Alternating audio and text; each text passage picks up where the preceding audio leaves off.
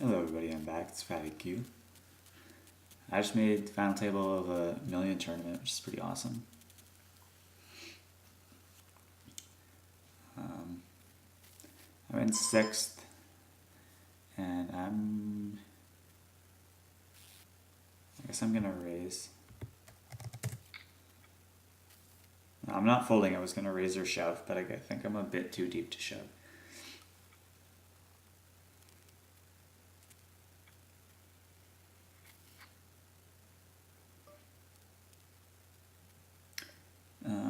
Now I'm gonna shove. Yeah.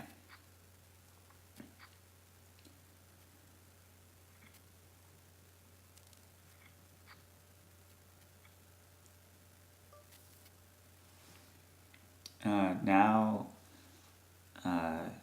25 bigs deep. I think I'm gonna min raise. It's tough when you get to a final table and you really only know half the players. It's kind of nice when you have seen everybody, but what are you gonna do? This guy 3-bets. He's been super tight.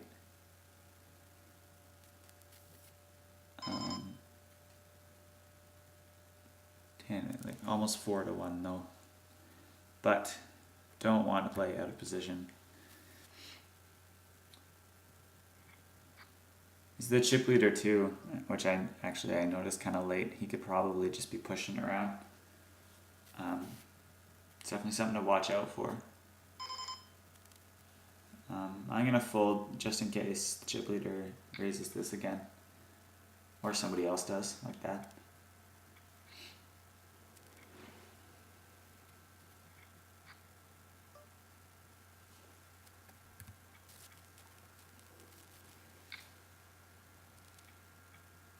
You notice I changed my HUD around. I got rid of some numbers that I realized I really wasn't using.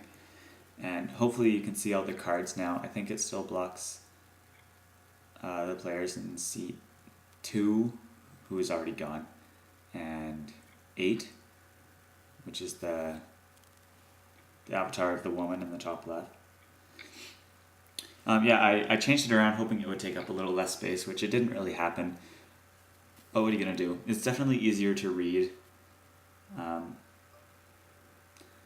guess whatever gives you the information the best is the correct way.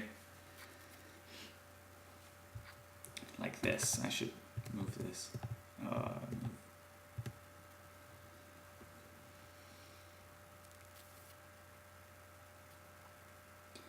That was a pretty giant flip.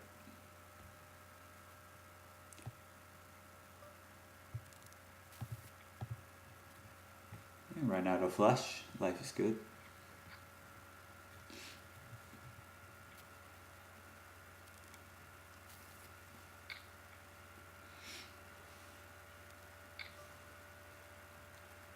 Another big pot. So I've played these million tournaments before. I probably have a losing record, but they're so much fun. You kind of feel like it actually matters.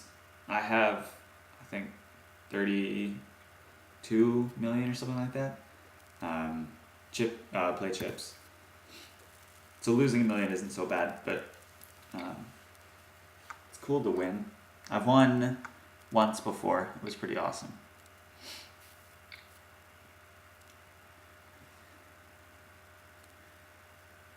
This is kind of interesting because it's either one of these players here has a 10 and the other's on a draw, usually that happens, or it's just complete and utter mess. Now it makes sense if the me Peke on the top left have a 10. They might slow play, but if Costas has the draw, they probably just hit it. He calls anyways.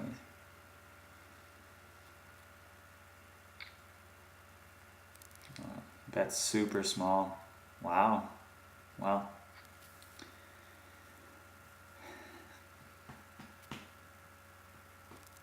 That's why they've got more chips than I do. So I was wrong on both fronts.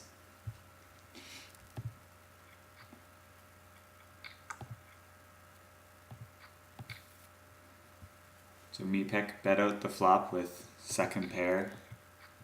Costas called with sixes. Bet with sixes. Bet again with sixes. That's pretty wild.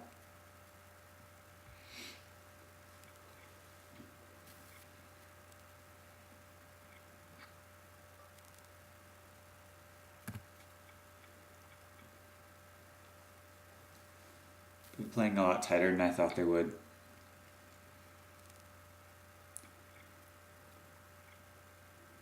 Seemed like with about 20 players left or so, everybody was super short. I had 8 big blinds, 10 big blinds, and I was just waiting for a spot. I really wanted to make another video. I didn't want to go out, and only the final table here got paid out of 44 people started.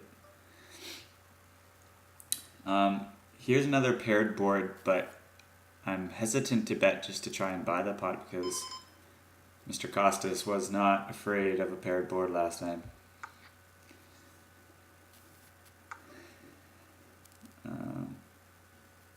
Should bet something now. He's not showing a whole lot of interest, and I know he's not too aggressive either. So let's, yeah.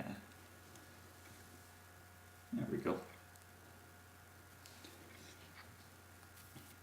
It's always sketchy when you play blind versus blind. I'm really not good at it, and especially because they limped. You don't know if they limp because they're in the small blind, or if they're slow playing, if they're, if they're just a super fish and they see every flop ever, although they seem to be doing okay. Kind of loose passive. As I was saying, when the board cards are low like this, especially blind versus blind, if they're not a total fish, sometimes they, what it just called, if they have low connecting cards, and they want to, I don't know the term, lowball me, I guess. If they have better equity with their low suited connectors, if I had a big pair, than if they were getting cooler, like, yeah. Well, that was interesting.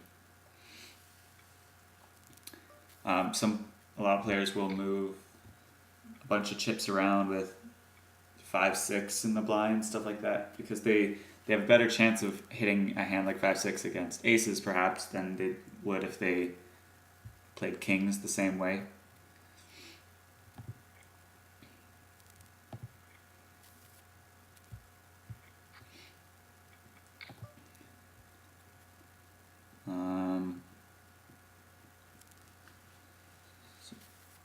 I think I raised this. It's bad when I go through the replayer. They're really tight, so I guess their range is pretty close to what's out there on the board.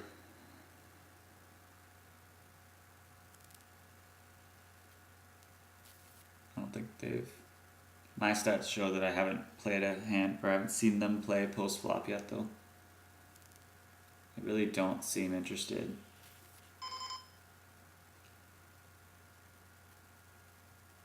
And I bet small, I think. Say that if I had an ace or a king and I bet really big, it'd be really obvious.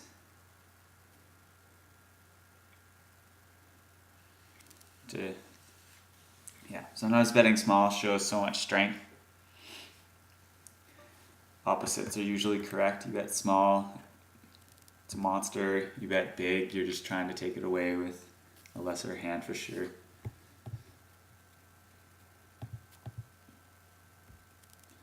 So this hand here, they got it in, which I guess is the way to do it.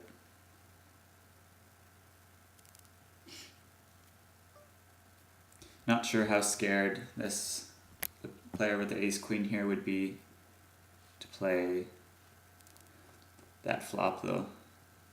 Top pair and a nice kicker, but on a flush board it's always can be pretty tricky.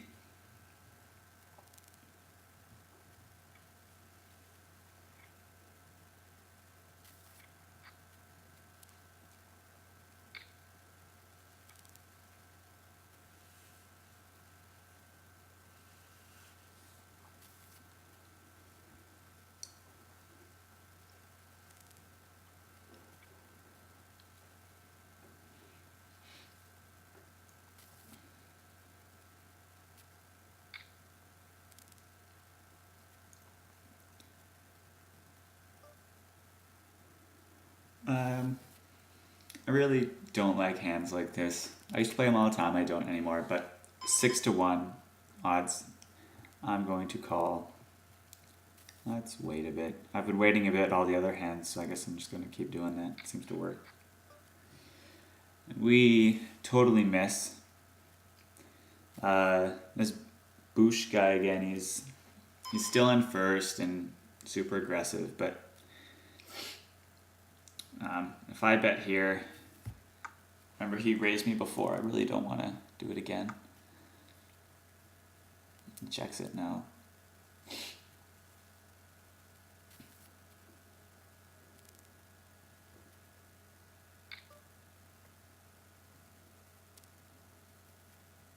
And I'm folding, but let's keep up the waste a bit of time.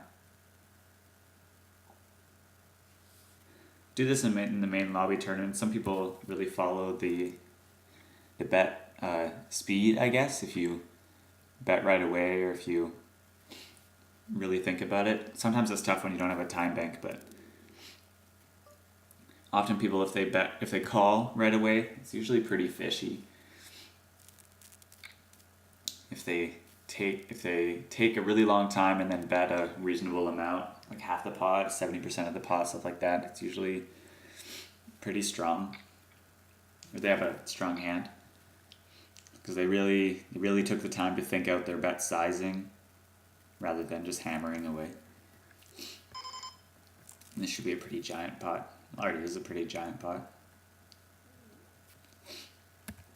If you're wondering, by the way, my HUD now, the yellow numbers are VPIP and PFR, which is pretty much, wow.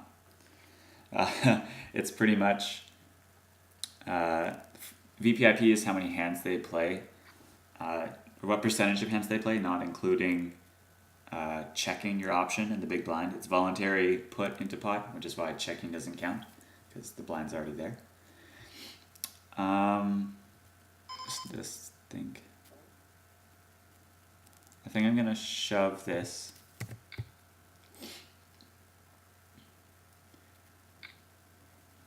Oh, that's not promising.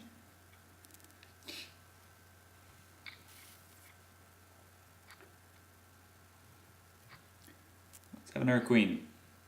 There we go. That's run good right there.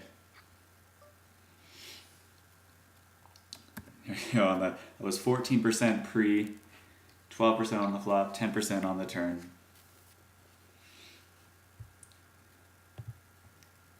And the Boosh aggressive guy called with ace jack. I guess that's no real surprise. When you're not that deep, folding kings pre-flop or anything, that doesn't really cross your mind. You just want to get it in. It's pretty unlucky. That's wild. This I'm definitely folding. As I was saying, the first number is VPIP, how many hands you play without big blind checks. The second number is PFR, just what percentage of hands you raise pre-flop. And then the box is Note Tracker, just part of Poker Tracker 4. Let's see who I have the most. This guy, maybe. It watches which hands you do certain things with. The stats basically watch tendencies. It's like an overall average. And Note Tracker keeps track of what hands they do certain things with. Some of them I really haven't found useful. Some of them are pretty cool. But in a turbo like this, when you have no time bank or anything, you don't really have time to look at anything like that. So there is that box, and then their name, just to make sure that when you move tables and stuff like that, it takes one hand to update, so you don't want to be looking at the stats for a player that isn't there anymore. He's been 3-betting a ton. But I think I'm going to let this go. It's half my stack, and I'll still be in first, I think. Or second, yeah. So their name, yeah, and the next white number is how many hands I have on them. and it changes depending on how many people are dealt into the hand. If it's 9-handed, 8-handed, 7-handed, that's one set. If it's 6-handed or 5-handed, I think, it shows a whole new level of stats. So it only shows the hands that have been played 6-handed or 5-handed. So right now we have 5 players. So if I make it to when it's 4-handed, all the HUD stats should reset, basically, which is kind of a bummer when you're playing in a tournament like these players here when you don't know a whole bunch about them, because I go from barely any stats to absolutely 0. But when you see them more and more, you see people, they get way more aggressive, which makes sense, of course, when it gets 4-handed, 3-handed, and then heads up, it starts again as well. And then the kind of aquamarine greenish number, whatever that is their aggression factor or frequency, whichever one is the percentage, which is pretty much what percentage of the time post flop they make an aggressive decision. So it's something like bets and calls, or no, bets and raises divided by calls, I think.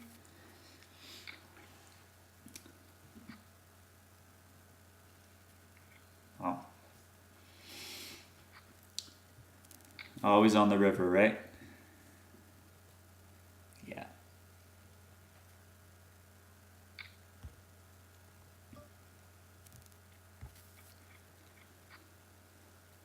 The second line, or the middle line, I guess, the orange numbers, it's steal. So it's attempt to steal, fold steal. The purple numbers are 3-bet, which is it's pre-flop re-raise, if you want to think about it that way, and then a fold to the same thing. And then the bottom line, the red numbers are c-bet, which is a raise pre-flop, and then betting out on the flop as well. So it's c-bet, fold to a c-bet.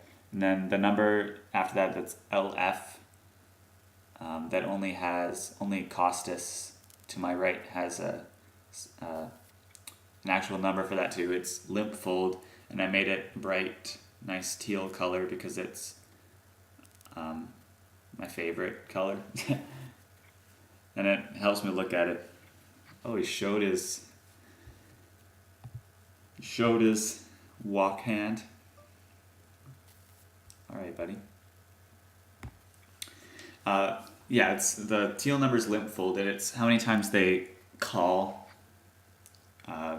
anything pre-flop, call the big blind or call a raise, and then end up folding before they see the flop, which is pretty much just catching fish. If somebody limps under the gun, and it can help you decide whether to try and raise pre-flop to get them off their hand.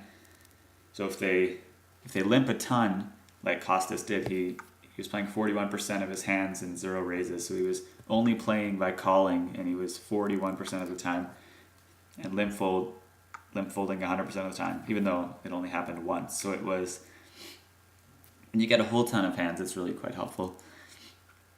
Because if somebody's seeing, if they're calling off with 75% of their hands, but their limp fold is really high, they're calling with absolutely everything, just trying to see a flop, and then if somebody raises, they'll fold because their flop isn't cheap anymore. Go back and see what happened here. Okay, he was just really short. Yeah.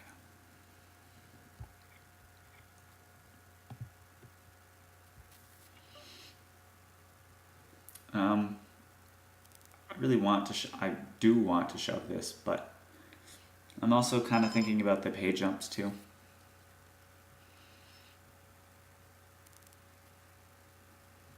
Yeah, maybe he'll show it again just for fun. Yeah, there we go. It's kind of funny that you're doing that. I mean, I don't really, I guess it's nice, but I don't really learn anything from it. Because I wouldn't change my play differently had I known or not known what he had, right? There's no way to do it. He didn't do anything to win that pot. It's kind of funny to show your cards. You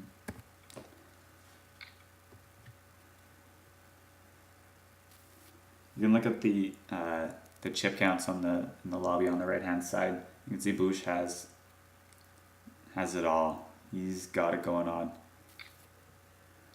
And then it's kind of him and the rest of us, you know.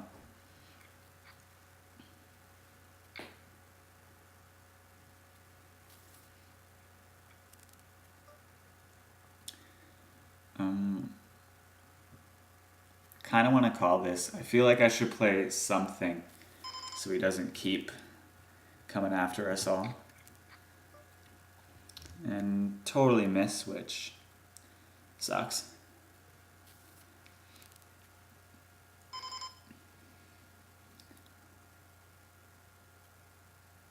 I don't think there's much value in betting here because he can just raise again, and definitely not calling a raise.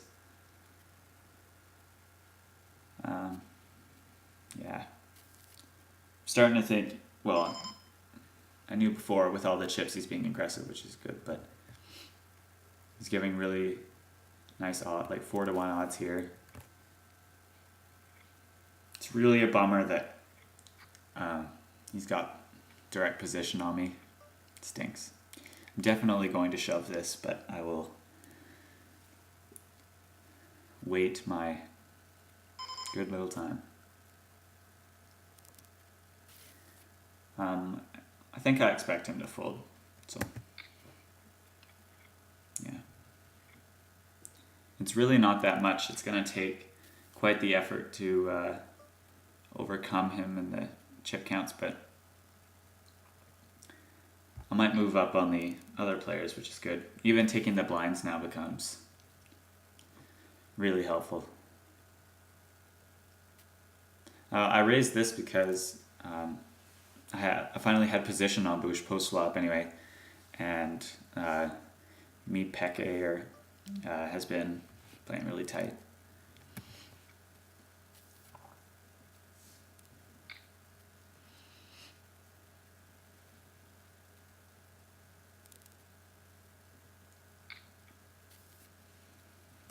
It's ace-10 and 9-7. Wow. Well, there's a dent in the mountain. It's still more than double than second place, but I wouldn't totally advise shoving 9-7 that deep. I guess he was just doing it over and over and not expecting to get called. Here I think 99% of the time the small blind just shoves because they want my big blind. As I said, the blinds become more and more. It would be 5,600 to them if they got all the blinds and antes. When you have 27k left, it's a pretty sweet deal, but he got me. I guess that was the 1% of the time he wasn't just shoving because he wanted my blind. He actually had a hand. If I shove here, Bush is definitely calling. So I'm going to let it go.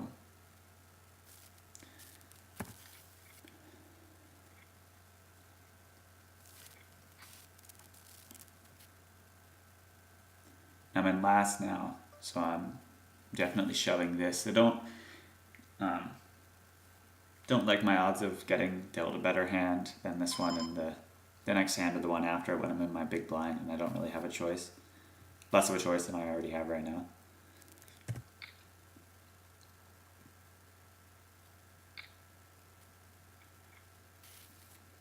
And need an ace.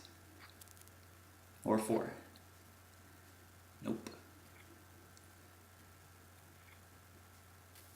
Alright, so we got 4th place, which is good for 3.96 million, just under 4 million, so we profited about 3 million, which is pretty cool.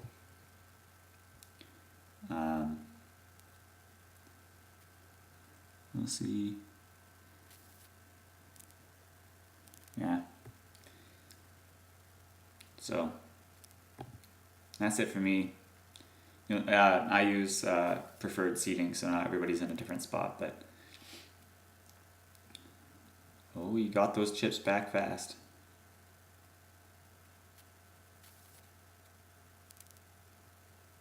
Mipeka was the player that was playing sort of tight too, so they waited out and made it to the heads up. That's pretty good. That's not a good board for them though. Mr. Boosh takes it down. Cool. 4th place. On to the next one.